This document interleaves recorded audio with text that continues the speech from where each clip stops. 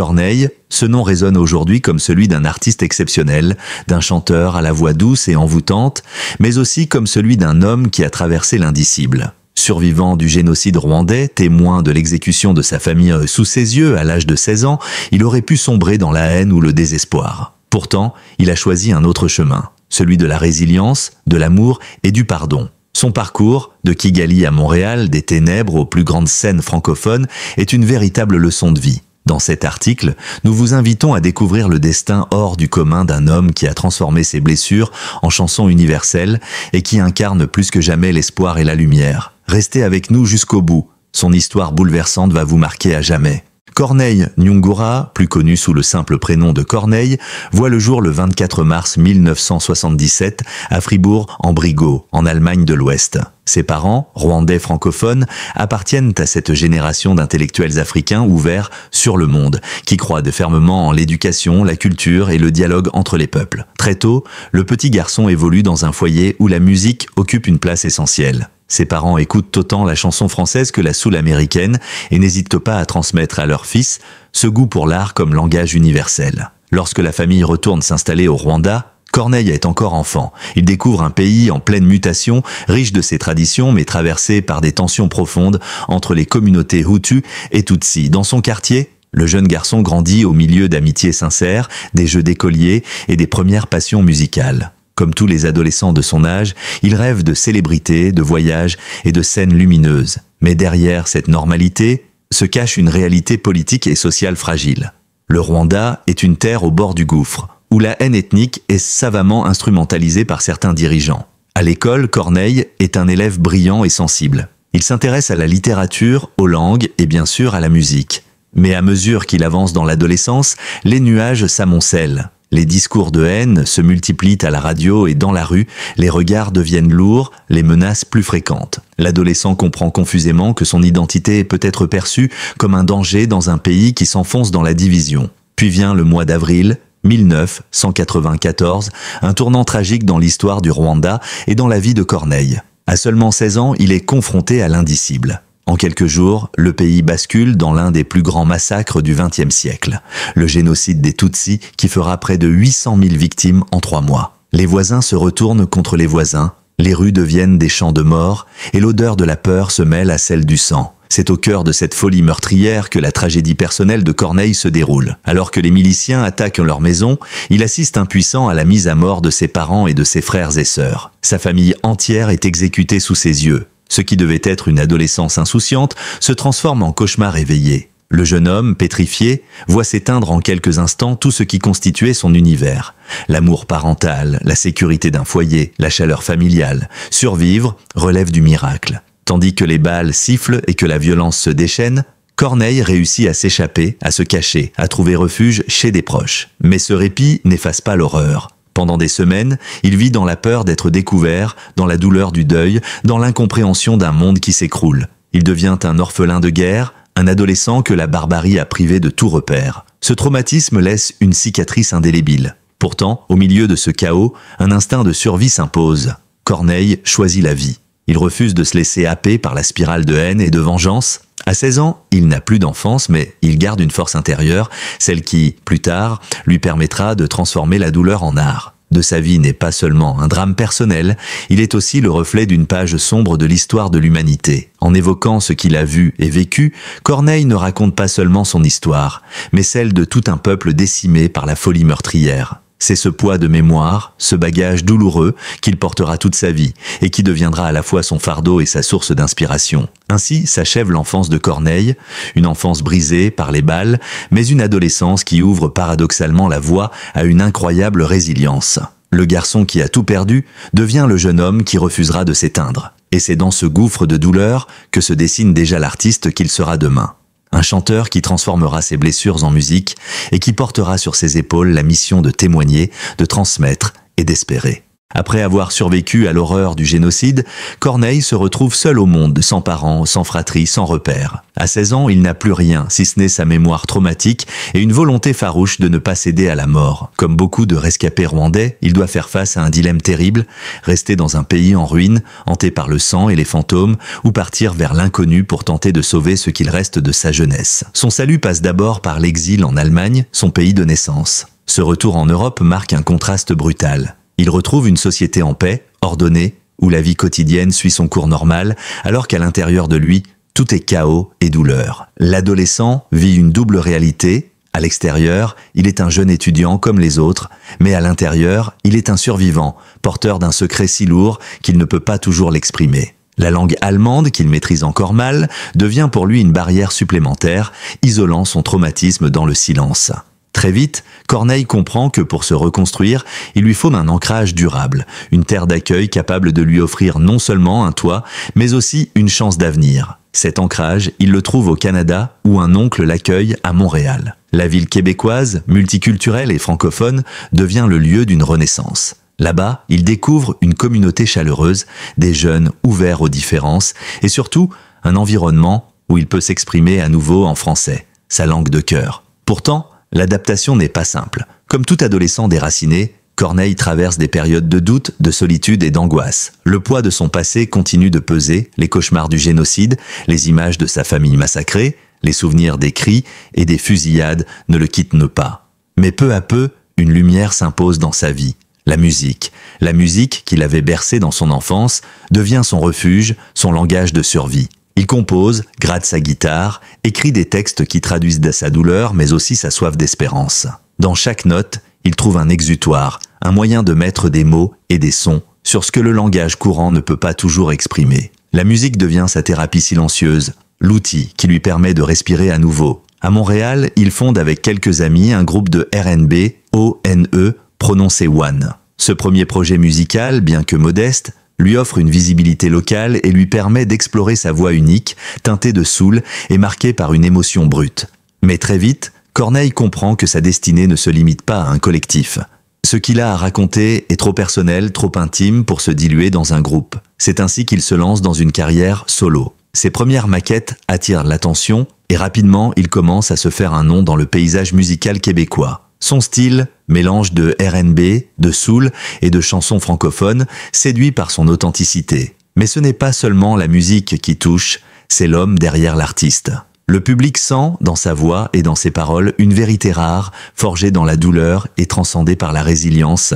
L'année 2002 marque un tournant décisif avec la sortie de son premier album « Parce qu'on vient de loin ». Le titre, à lui seul, résume son parcours, celui d'un rescapé, d'un exilé, d'un survivant qui a dû franchir les ténèbres pour atteindre la lumière. L'album, porté par des morceaux comme Seul au monde ou Avec classe, rencontre un immense succès au Québec. Très vite, la France s'y intéresse et l'Europe découvre à son tour cette voix nouvelle pleine de douceur et de force intérieure. Le triomphe est tel que l'album se vend à des centaines de milliers d'exemplaires et Corneille devient en quelques mois une figure incontournable de la chanson francophone. Mais au-delà des chiffres et des récompenses, ce qui marque les esprits, c'est son authenticité. Contrairement à beaucoup d'artistes formatés, Corneille chante ce qu'il a vécu, ce qu'il ressent, sans phare. Chaque note est un fragment de sa vie, chaque mot est un témoignage. L'exil, qui aurait pu être une condamnation au silence, s'est transformé en tremplin. En quittant le Rwanda, Corneille a perdu sa famille, mais il a trouvé une voie. En s'exilant, il a laissé derrière lui les cendres de son enfance, mais il a embrassé une destinée artistique qui allait le mener bien au-delà des frontières. Montréal est devenu pour lui non seulement une terre d'accueil, mais aussi le berceau d'un artiste capable de transformer le pire en une source d'inspiration universelle. De sa vie symbolise la reconstruction, celle d'un adolescent brisé devenu un homme porteur d'espoir. L'exil, loin d'être une fuite, s'est révélé être un chemin vers la résilience et la renaissance. Le succès de Parce qu'on vient de loin, sorti en 2002, propulse Corneille au devant de la scène internationale. Ce premier album, profondément autobiographique, est une véritable carte de visite artistique et humaine. Derrière les mélodies, soul et les arrangements R&B, le public découvre une voix singulière, douce mais puissante, capable de transmettre une émotion brute. Les paroles, inspirées de son histoire et de ses blessures, trouvent un écho immédiat chez des milliers d'auditeurs qui, même sans avoir connu le drame du génocide, se reconnaissent dans les thèmes universels qu'il aborde. La solitude, la quête d'amour, l'exil, la résilience. Très vite, le bouche à oreille dépasse le Québec. La France, terre d'accueil pour de nombreux artistes francophones, s'empare de ce phénomène venu du Canada. Les singles « Seul au monde » avec Classe et Ensemble tournent en boucle sur les radios, les clips passent en continu à la télévision musicale et Corneille devient en quelques mois l'une des nouvelles icônes de la chanson francophone. Ce qui séduit, c'est d'abord son authenticité. Contrairement à d'autres chanteurs propulsés par des maisons de disques, Corneille apparaît comme un artiste vrai, qui chante avec son cœur et non avec une stratégie marketing. Chaque prestation scénique devient une expérience émotionnelle. Sa voix, empreinte de douceur et de mélancolie, captive les foules. On y sent une profondeur rare, une gravité derrière le sourire, comme si chaque note portait le poids de son passé. Les concerts à guichets fermés se multiplient. En France, il se produit à l'Olympia, ce temple mythique où seuls les plus grands ont laissé leur empreinte. Les critiques saluent sa sensibilité, sa sincérité et sa capacité à fédérer un public varié, des jeunes séduits par le R&B aux amateurs de chansons françaises touchés par ses textes. Corneille réussit là où peu d'artistes osent s'aventurer. Il crée un pont entre les cultures, entre les générations et entre les styles musicaux. Rapidement, la reconnaissance institutionnelle s'ajoute au succès populaire. Nomination, récompense, collaboration, l'artiste enchaîne les distinctions. On le sollicite pour participer à des émissions de télévision, des galas, des concerts caritatifs. Il collabore avec des pointures de la scène francophone et internationale, consolidant sa place dans le paysage musical. Ce succès fulgurant, loin d'être éphémère, s'installe dans la durée. Mais derrière cette réussite artistique, il y a toujours l'homme marqué par son histoire. Les journalistes ne manquent pas de rappeler son passé tragique, et Corneille, loin de fuir, assume son rôle de témoin. Il explique, avec pudeur mais sans détour, comment il a survécu au génocide rwandais et comment la musique lui a sauvé la vie. Chaque interview devient une leçon de courage et d'humanité. Les spectateurs comprennent que son art n'est pas seulement une carrière, c'est une mission. Au fil des années, Corneille continue de produire des albums marqués par cette identité unique. Des textes intimistes, une musique métissée entre soul, R&B et chansons, et une voix reconnaissable entre toutes. Des titres comme « Les marchands de rêves » ou « Des pères, des hommes et des frères » viennent enrichir un répertoire qui mêle habilement engagement et romantisme. Il ne cherche pas à suivre les modes, il reste fidèle à son univers, ce qui lui permet de conserver une authenticité rare dans une industrie souvent guidée par la rentabilité. La reconnaissance ne se limite pas au monde francophone. Corneille attire aussi l'attention du public anglophone. Son album The Birth of Cornelius, sorti en 2007, marque sa volonté de s'adresser à un public international. En anglais, il garde cette même sincérité, mais explore d'autres sonorités. Bien que le succès commercial soit plus modeste, l'album confirme sa polyvalence et son désir de se dépasser. Ce parcours impressionnant est d'autant plus marquant que Corneille n'a jamais cessé de rester proche de ses fans. Dans ses concerts, il prend le temps de partager des anecdotes, de remercier son public, de se livrer avec simplicité. Beaucoup de spectateurs ressortent bouleversés de ses performances, convaincus d'avoir assisté non pas à un simple concert, mais à une expérience humaine. En une décennie, Corneille est passé du statut de survivant anonyme à celui de figure emblématique de la résilience. Son ascension musicale n'est pas seulement le fruit d'un talent exceptionnel, mais aussi celui d'une histoire qui force le respect. Là où certains artistes baptisent leur carrière sur des artifices, lui a construit la sienne sur la vérité et la douleur transformée en lumière. De sa vie symbolise la reconnaissance, celle du public, des critiques, mais aussi de lui-même. Car à travers la musique, Corneille ne s'est pas seulement reconstruit. Il s'est trouvé. Il a transformé la tragédie en victoire, la perte en espoir, l'exil en succès. Et surtout, il a montré au monde que l'art pouvait transcender les blessures les plus profondes pour devenir un langage universel. Au-delà du succès et des projecteurs, la véritable victoire de Corneille se joue sur un terrain bien plus intime, celui de l'amour et de la famille. Après avoir été privé de ses racines, il aurait pu se perdre dans une existence solitaire, prisonnier de son passé. Pourtant, le chanteur fait un choix radical. Celui de croire à nouveau en la vie et de s'autoriser le bonheur. C'est à Paris, au milieu des années 2000, qu'il rencontre Sophie Elvanès, fille de l'humoriste et comédien Georges Belair. Sophie n'est pas seulement une compagne, elle devient son pilier, sa confidente, celle qui comprend à la fois l'homme brisé et l'artiste adulé. Ensemble, ils bâtissent une relation solide, faite de complicité, de soutien et d'un amour profond qui dépasse les blessures du passé. En 2006, ils se marient. Ce mariage n'est pas un simple événement mondain, c'est un symbole. Pour Corneille, qui a vu toute sa famille détruite sous ses yeux, fonder un foyer représente une renaissance. De leur union naissent 2 enfants qui viennent combler un vide béant dans la vie du chanteur. En devenant père, Corneille découvre une joie nouvelle mais aussi une responsabilité immense. Celle de transmettre à ses enfants non pas le poids du traumatisme, mais l'héritage de la résilience. Dans plusieurs interviews, il confie que sa paternité est l'un de ses plus grands accomplissements. Ses enfants, dit-il, lui ont donné une seconde chance de vivre l'expérience familiale qu'on lui avait cruellement arrachée. Pourtant, même entouré d'amour, il reste confronté à son passé. Comment vivre pleinement quand on a vu l'innommable ? Comment aimer sans haine quand on a perdu toute sa famille dans un massacre ? Beaucoup auraient choisi le ressentiment, la colère éternelle, la vengeance symbolique.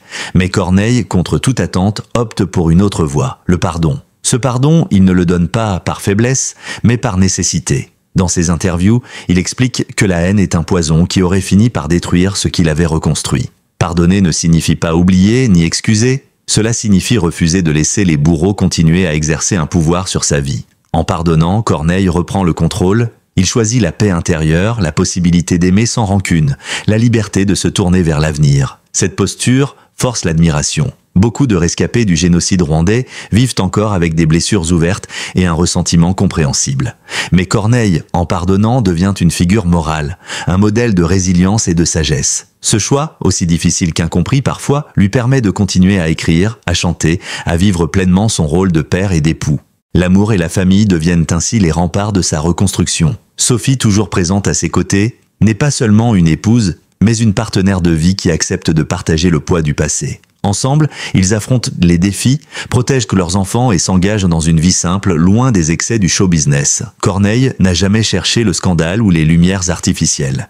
Il préfère la discrétion, les moments en famille, les instants authentiques. Dans ses chansons, cette nouvelle étape de sa vie transparaît clairement. Si ses premiers textes étaient marqués par la douleur et la mémoire, ses œuvres plus récentes évoquent davantage l'amour, la filiation, la transmission. On y lit un homme apaisé, qui a trouvé un équilibre entre ses cicatrices et ses joies. La musique reste son langage privilégié, mais elle s'est enrichie de cette dimension familiale. Ainsi, Corneille démontre que même après avoir tout perdu, il est possible de reconstruire. Il incarne cette idée qu'on peut renaître, aimer, pardonner et créer un foyer, même après avoir vu l'horreur. Son mariage, sa paternité et son choix du pardon ne sont pas seulement des étapes personnelles, ce sont des messages universels. Ils rappellent au monde entier que la vie, malgré ses drames, mérite d'être vécue, et que l'amour est la plus puissante des réponses à la haine. En choisissant l'amour, Corneille ne se contente pas de survivre, il vit pleinement. En choisissant le pardon, il ne se contente pas d'oublier, il libère son cœur, et en choisissant la famille, il prouve que l'humanité peut renaître, même après avoir été détruite. Aujourd'hui, Corneille n'est plus seulement perçu comme un chanteur de R&B et de soul francophone. Il est devenu, au fil des décennies, une figure symbolique, celle d'un survivant qui a choisi de transformer la douleur en lumière et de partager au monde un message d'humanité et de résilience. À bientôt 60 ans, il conserve une place à part dans le paysage musical et médiatique, loin du star system tapageur mais profondément ancré dans les mémoires collectives. Son héritage artistique repose d'abord sur sa musique. Avec des albums marquants comme Parce qu'on vient de loin, Les marchands de rêve, Sans titre ou encore Love and Soul, il a laissé une empreinte indélébile dans la chanson francophone. Ces titres continuent d'être écoutés, repris, étudiés même, car ils portent en eux une vérité intemporelle. Là où d'autres artistes surfent sur les modes, Corneille a su créer une œuvre cohérente, fidèle à son parcours et à ses valeurs. Ces chansons ne sont pas seulement des succès radiophoniques, elles sont devenues des témoignages vivants de son histoire et de son regard sur le monde. Mais l'héritage de Corneille dépasse largement la musique. Par ses prises de parole, ses interviews et ses engagements, il s'est imposé comme une voix morale. Dans une société parfois tentée par le repli ou la haine, il incarne la preuve qu'on peut choisir une autre voie, celle du pardon, de l'amour et de la résilience. De nombreux médias, associations et institutions l'ont invité à témoigner, non pas seulement en tant qu'artiste, mais en tant que rescapé du génocide. Son récit, à la fois personnel et universel, résonne comme une mise en garde contre les dérives de l'intolérance et de la haine ethnique. Son rôle de passeur de mémoire est essentiel. En racontant son histoire, Corneille ne cherche pas la pitié. Il refuse le statut de victime passive. Au contraire, il se définit comme un survivant et un témoin. Ses interventions rappellent ce que la barbarie peut frapper n'importe où et que seule la vigilance collective peut empêcher l'histoire de se répéter. Dans ce sens, son héritage est aussi politique et humaniste. Il invite à réfléchir, à éduquer, à transmettre. La dimension familiale de son héritage est également centrale. En fondant un foyer avec son épouse Sophie et en devenant père de 2 enfants, Corneille a brisé le cycle de destruction que le génocide avait tenté d'imposer à sa lignée. Sa famille, qu'il a reconstruite avec patience et amour, est la preuve vivante que la vie triomphe toujours de la mort. Ses enfants portent désormais ce message de continuité. Malgré l'extermination de ses proches, le nom de Corneille Nyungura se transmet et se perpétue. Non pas dans la douleur, mais dans l'amour. L'artiste n'a jamais cessé de rappeler que son choix du pardon est au cœur de son héritage. Là où la rancune aurait pu l'enfermer, il a préféré ouvrir un chemin de paix. Ce choix n'est pas seulement personnel. Il inspire des milliers de personnes qui, dans leur propre vie, traversent des épreuves. Qu'il s'agisse de guerre, de violences familiales ou de tragédies individuelles, son histoire prouve qu'il est possible de se relever, de transformer la souffrance en force et de donner un sens à l'injustice. Aujourd'hui encore, ses apparitions médiatiques suscitent une émotion particulière. Chaque fois qu'il prend la parole, on n'écoute pas seulement un chanteur, mais un homme qui a su incarner la dignité face au pire. Ses concerts, même s'ils sont moins médiatisés qu'au début des années 2000, continuent d'attirer un public fidèle et touché par sa sincérité. Sur scène, il chante toujours avec la même intensité, comme si chaque note était une offrande à ceux qui l'a perdu et un cadeau à ceux qui l'écoutent. Dans un monde marqué par les crises, les conflits et les divisions, l'histoire de Corneille prend une résonance particulière. Elle nous rappelle que l'art n'est pas seulement divertissement, mais qu'il peut être un outil de mémoire et de guérison. Elle nous rappelle aussi que l'humanité peut renaître même des ruines les plus sombres. Et surtout, elle montre que la force de l'amour et du pardon peut désarmer la haine la plus brutale. Ainsi, l'héritage de Corneille n'est pas seulement celui d'un artiste. C'est celui d'un homme universel, qui incarne la possibilité de reconstruire après la destruction, de chanter après le silence, d'aimer après l'horreur. Il restera dans l'histoire comme une voix rare, capable de transformer les larmes en mélodie et de faire résonner dans le cœur des hommes une vérité simple. La vie, malgré tout, mérite d'être vécue. Voilà, vous connaissez désormais l'histoire incroyable de Corneille, celle d'un enfant marqué par la barbarie, devenu un artiste reconnu dans le monde entier, et surtout un homme qui a choisi de pardonner pour mieux vivre et aimer. Sa voix n'est pas seulement une mélodie, elle est le témoignage vibrant qu'après la douleur, il existe toujours un chemin vers la paix et l'espérance. Merci d'avoir pris le temps de lire et de partager ce récit. Si cette histoire vous a ému, n'hésitez pas à laisser un commentaire pour dire ce que Corneille représente pour vous, à aimer la vidéo et à vous abonner à notre chaîne pour ne rien manquer de nos prochains portraits inspirants. Ensemble, faisons vivre la mémoire et célébrons la force incroyable de la résilience humaine.